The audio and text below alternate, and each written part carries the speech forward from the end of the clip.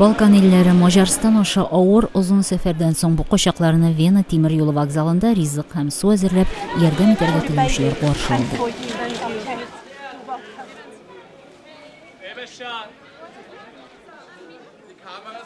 Ярдәм итәргә дип үз теләкләре белән килгән бу кешеләр кочакларга җиләк-җимеш ашау эшүләште.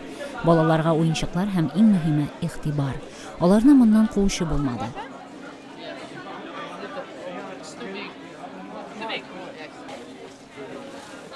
Аш өләшергә килүчеләр арасында 74 яшьлек пенсионер Янис Бициус та бар иде. Wenn wir nicht helfen, ist das eine Katastrophe. Die ist schon da. Wir müssen unbedingt was tun. Und Ausrede, der Staat soll das machen. Wer ist der Staat? Das sind wir selber.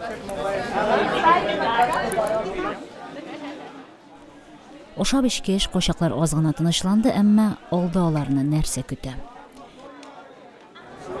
There are a lot of police in this place, and the police cannot, the Syrian people cannot go with the train to Germany, and say no travel if you haven't passport and visa. I don't know. So you're stuck here? Yeah.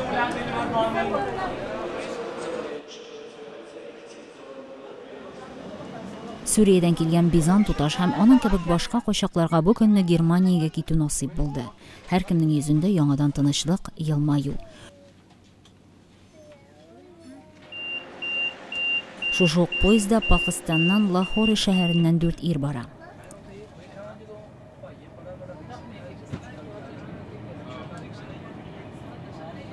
We have problems. Every day terrorists and bomb blasted, people killing. So Germany will be better for you? Yes, which West Germany is best country. Поезд туктаган башка шәһәр авылларда да кочакларга су һәм ризык әзерләп торган волонтерлар күренде. Сүрия, Гыйрак, Ливаннан меңләгән кочак бу айларда балалары һәм киләчәк өчен куркып, үз илләрендә тынычлык булмау сәбәпле Европа илләренә килде. Аларның күбесе Германиягә барып урнашырга тели.